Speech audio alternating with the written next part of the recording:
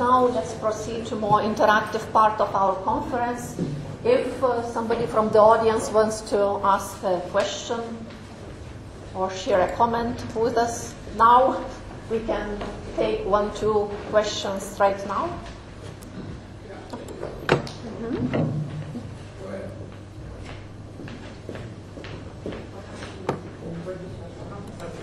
Hello, I'm Darius from Lithuania's leading business daily, a journalist. And I have a question. Well, we are struggling with startups right now from the start because, well, government has invested in funds to invest in the very early stage startups, but they're still not risking enough. And we cannot start because we're not starting to invest in very early stage startups. So maybe you could offer some models how to start to create a Silicon Valley from the very beginning. Well, the first point is not to let the government fund startups. That's our main point here. You sort of remind me of a session we had in Vienna on the road show some years ago, which we said entrepreneurship's great, you got to do entrepreneurship. And this young man got up and said, geez, I love your message about entrepreneurship. This is wonderful. Yeah, entrepreneurship, but you know we have a problem in Austria. There's no government program to teach people how to be entrepreneurs. So I think you should look. Why would the government know? If John doesn't know what the next great startup in Silicon Valley is, what's the chance that someone in Washington will know? I know what to pass along. That would be terrible. Because then I'll look at one, and of course John knows more about this, but something that has proved very successful in America and in Switzerland, among other places, are spin-offs from universities. So basically developing companies, developing ideas, and those people then get together and start up companies. And then there's funding for that. Now, I have to take issue with the speakers on flooding in money, and especially about the pension plan thing. I agree with a lot that you said. We've got very, very low returns, and we are expecting low returns on stock markets and bonds, and that all is true. What I take issue with is the pension fund part of the thing. We have an initiative now in Switzerland who has very, very large funded pension plans, and they're not getting any returns either. And we have an initiative now in Switzerland to ask the government and the pension fund planners to invest just 1% of their money in these startups. I agree with what was said. Startups are a risky business. But, if they are successful, they're very, very successful. And there's so much money, that's the way you juice up the returns for the pension plans, and that's the way to find money for startups. May I just add, I know a thing or two about the Lithuanian VC scene. I couldn't quite understand what is the problem. What that you mentioned, what is it? Is that companies that have nothing cannot get funding? I think it's a good thing. If you're an entrepreneur, and if you cannot persuade your cousin to give you €5,000, because that's more or less what you need to kind of bring you to the stage where the early stage VC guys from Practica can, or next ventures come in, or one of the angels from the lots of emerging networks can come in. I mean, if you cannot persuade your cousin, how can you hope to persuade your future customers that anything you do is worth looking at? And perhaps, you are among the 98 guys that will fail. So, you know, get a job and work it. Not an entrepreneur. How many people here aspire to start their own business or already have started their own business?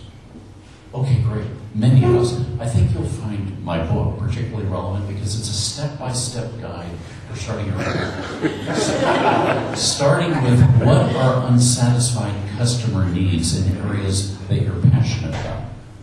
And the first chapter of the book is Passion and Perseverance, a positive feedback loop. We hear a lot about passion, which is an attitude. We don't hear as much about perseverance, that's behavior. But I don't know anyone else who talks about how the two reinforce each other and form a positive feedback loop. The book talks about 3 ways to fund your business in the interim until you reach the point where you can raise capital from either venture capitalists or angel investors. Let me tell you what those 3 ways are. One is living frugally yourself. Sure. And one thing I admire about Eastern Europe is, or the former Eastern Europe, is that people here seem quite willing to live frugally and realize that every time, the more you live frugally, the more resources and capital you have to invest in your business. So many people in the United States are focused on having a fancy car, a fancy house, or whatever. That is an enemy to successful entrepreneurship. 2 is providing services. And if you are passionate about the area you're working in, there will be services that you can provide that you know because you have expertise in that area. I founded my second company by providing online customer feedback services from using the knowledge that I gained in starting my first company. This is back in the 1990s when doing surveys online was still a new technology.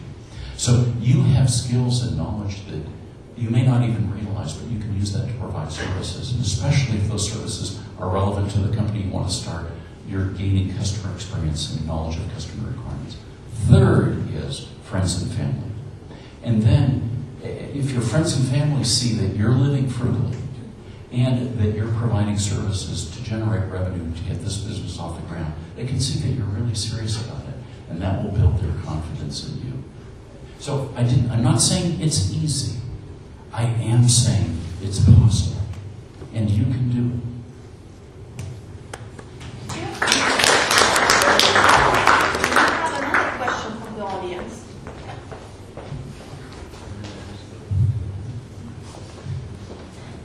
Good evening. Name is Justas Pikis. I'm an entrepreneur from Lithuania, and thank you for all your speeches. They're really informal and really great. I wanted to ask you, we all know about all the unfair advantages that Silicon Valley has. The geographical one, the financial resources. But what do you think, in your opinion, our unfair advantage might be? Like our unfair, like like Lithuania's unfair advantage comparing to Silicon Valley, somewhere that we can excel, somewhere that we can beat the competition, which ultimately we have to. You speak a very hard language. No, I'm not very. Well, what's fair and unfair debate for hours. I don't think it's an unfair advantage.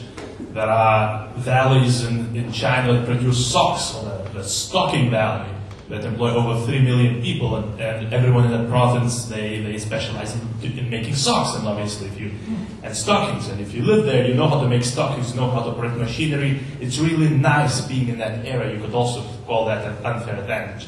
But, rhetorics aside, I think 2 things that we have advantage in. First of all, we are sort of close to Europe. So if you want to produce something fast, if you want to produce something en masse, probably go to China, but transportation takes a while. If you're in Lithuania, you can produce that fast. Second of all, we don't produce things as well as Europeans, but we are still cheaper. So I would say if you're producing something fast and of reasonable quality, you probably have a chance. That's our advantage. It's fleeting. It's going away. The cost of labor is rising and things like that. But for the probably next 5 years, if we manage our immigration policy well, we can still have an advantage in that. I wouldn't call it unfair. I would call it like making use of our resources. Because I mean, we cannot move as much as we want. We cannot move away from Russia. Right? We cannot sort of transplant ourselves next to the United States. But maybe we can transplant Russia. Yeah, that should work. Yeah, but so use these factors. Anyone else? I think it's a relatively cheap labor for the wages you're paying, which Silicon Valley has no access to. And you can see a lot of enterprises actually focusing on this area of establishing these colonial businesses, where you're actually renting employees from Lithuania for Western companies. And that is the main advantage we have here, and we should be exploiting as we can. Gradually, of course, we lose it, but at the moment, why not? Well, as I said in my speech, there have always been very smart people and people that offer the services. I don't think Silicon Valley has an unfair advantage. I mean, there happen to be things happening there that gives them a certain advantage, but that advantage is not unfair, and you've taken part of the advantage, as I said, with the internet. I mean, a lot of startup companies have very simply copied the eBay model in Switzerland or the Amazon model in China, and have been hugely successful there by introducing a new idea. And you have a lot of very smart people. You have a working internet connection. You have access to all of that, and you can offer yourselves. One doesn't necessarily have to produce goods and services in the sense of goods in the sense of the old manufacturing industry. You can deliver services to the entire world thanks to your being very smart people. How many people here have a sibling, a brother or sister? Okay, virtually all of us. Well, you have a great advantage in starting a business with your sibling. And that is that for the rest of your life, you are going to be connected to your sibling. You have the same parents. You have the same last name. You have a lot of genes in common. And no matter how far away you go or whatever, your brother will always be your brother and your sister will always be your sister. Similarly, you are all Lithuanians. You all speak the same language. There aren't very many people in the world who speak Lithuanian. You are all have a shared cultural experience right here. And so you have something in common with each other. So if you, just like if you can learn to collaborate and cooperate and create a win-win with your brother and sister, it will serve you well for the rest of your life. So if you can discover a way to create a win-win with your fellow Lithuanian entrepreneur, it will serve you well for the rest of your life. You know, here in the United States, just because I speak English doesn't mean anything. There are 300 million of us, and English is so widely spoken. Here it really means something. So think about that. My guess is that the ideal co-founder for you might just be right here sitting in this room. No. I don't think that each of us should answer every question, or we'll go on talking and you won't get to talk at all. So let's sort of confine it to one or two people answering from here, and then let's let people talk. Let's take the third question from the audience. Hello, Morris. I actually want to challenge one of the statements that have been put through the whole discussion, and one being that governments should be fund the VCs. But if you go back in history in the U.S. and back in the 1930s, the people who actually started the venture capital funding were the rich families. So Vanderbilts and Rockefellers were the first investors were, whether you count it as a VC or a private equity investment, they were the first ones to put capital at risk. And how did that happen is in, for example, Lithuania, the venture capital industry perspective is only 5 years old, and it was actually started by a government, but it wasn't the government who invested in these startups directly, it was the funds that kicked off. And why we didn't have these wealthy individuals to do that is because we're in the first generation of wealth creation, because we're... That's false.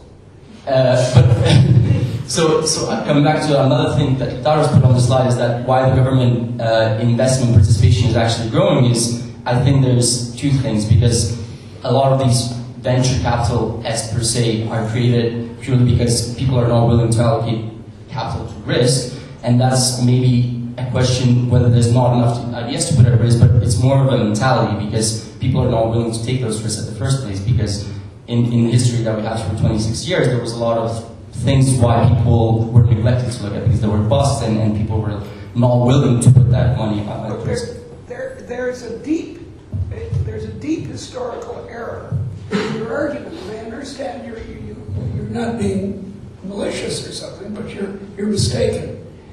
It's not true that there needs to be an original accumulation of capital.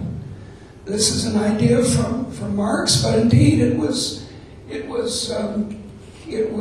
characteristic of the classical economists generally, but especially Marx, that he thought that you had to have some seed money, and it had to come, as you're saying, from some rich person, or actually he said from a pirate.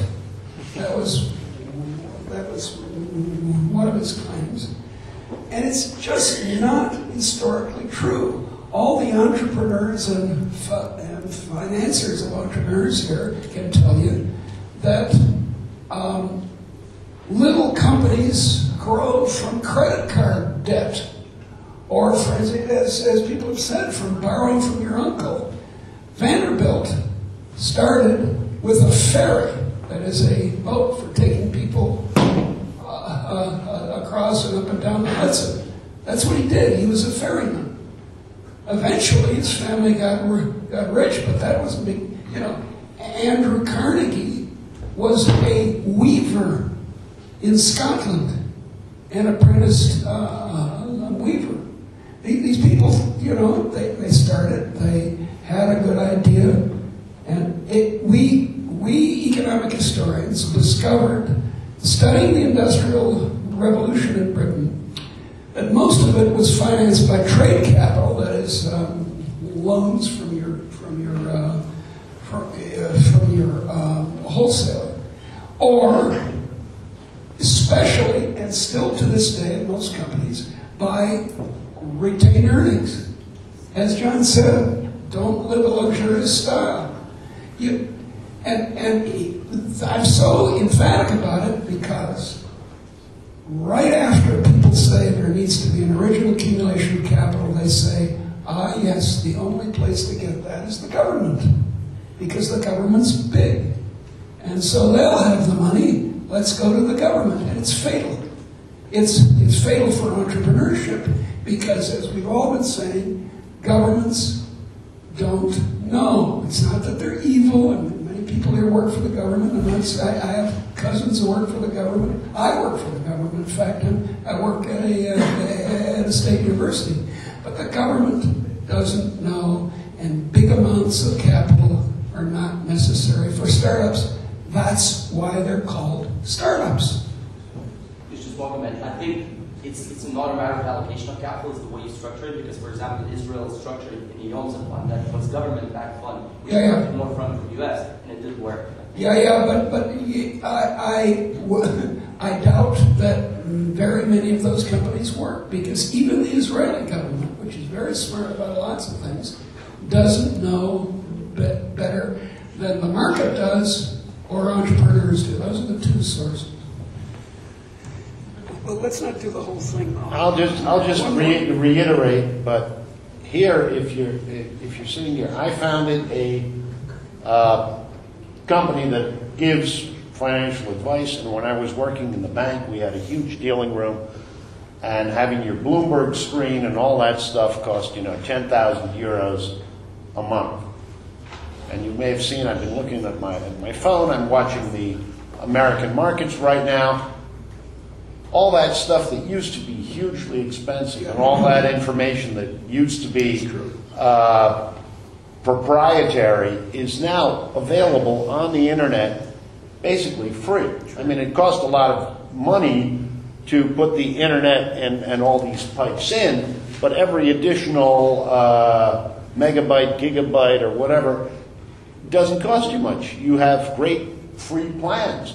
You have internet cafes. If I were to start a company now, I'd sit in one of your wonderful coffee shops using the free Wi-Fi. Most of you already have a smartphone, and that's probably all I'd need to found my company. Sure.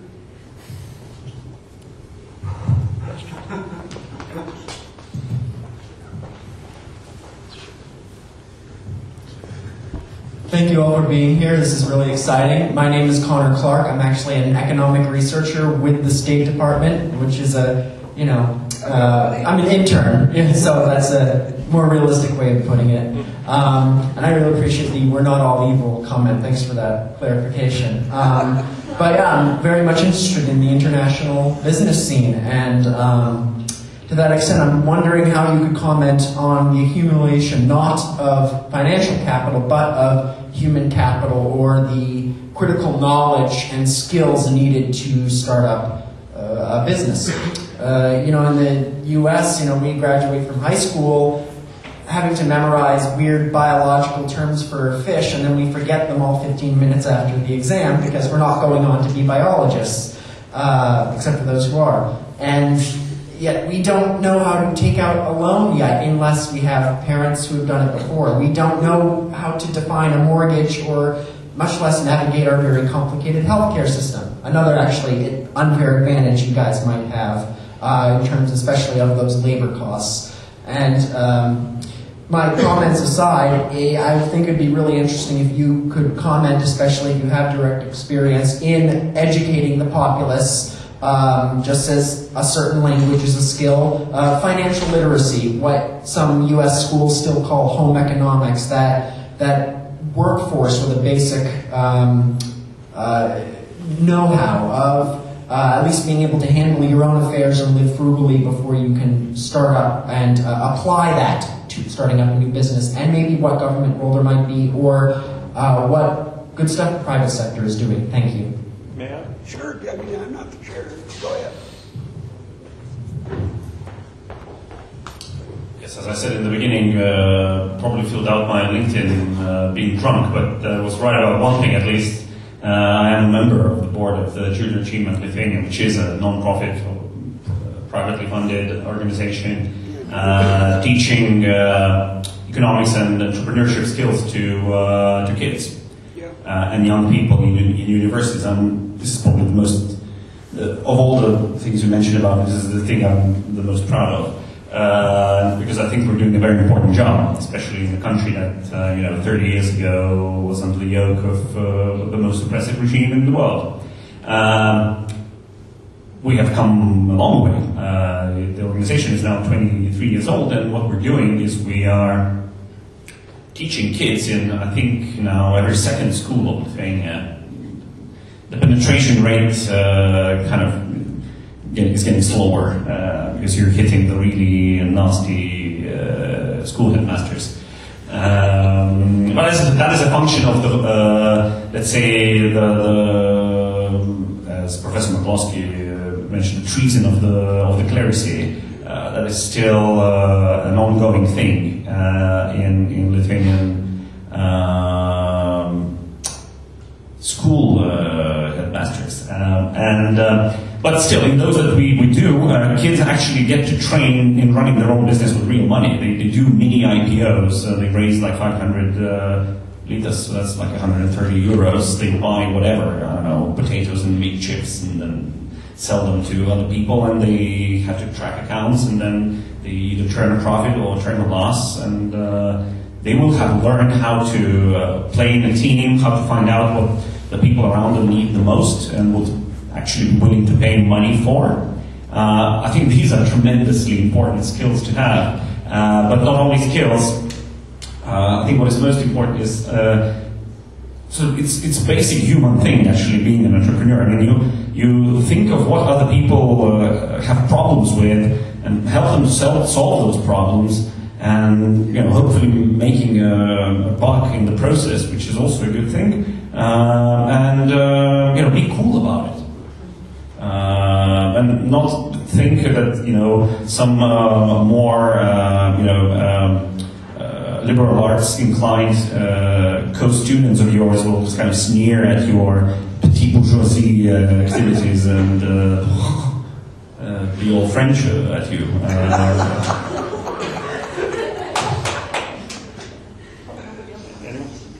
Come on, let's ask a question. Question. Thank you very much. One more. Yeah, there's the one there. I shamelessly plug junior team in Lithuania whenever I can. Yeah, here. Thank you. I've got a question for John, actually. How difficult, from your perspective, would be to establish a company in Silicon Valley that would be providing engineering services for the Silicon Valley companies? Awfully specific. The question was, how would one go about starting? How did I go about starting? How difficult would it be? Or how difficult would it be, is your question?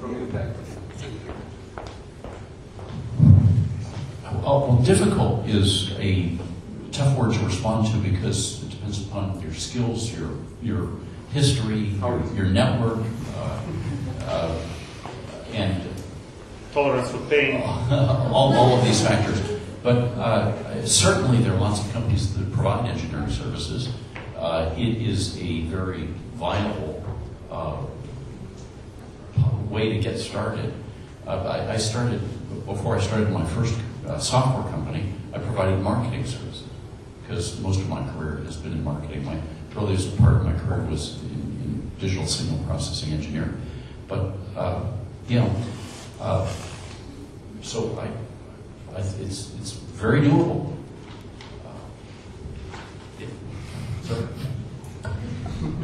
Maybe I'm missing something. It's 2 minutes till 6, so perhaps we should stop our discussion here.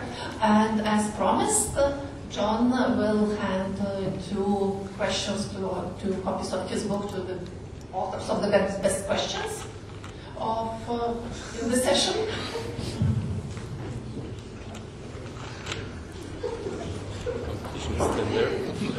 Irina and I have decided to offer 1 copy of the book to the gentleman who led off our discussion by asking a very good question. So congratulations to you.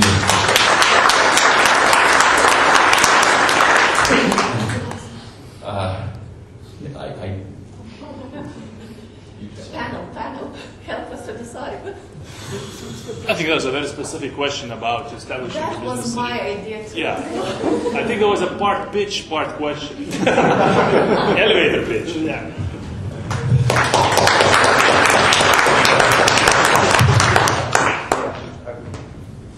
I forgot to introduce myself. I've been working in Silicon Valley for 24 years. And just came last month to visit. So how hard was it? The book is on Amazon. It's available for Kindle hard copy, and enjoy it. Thank you so much for having us.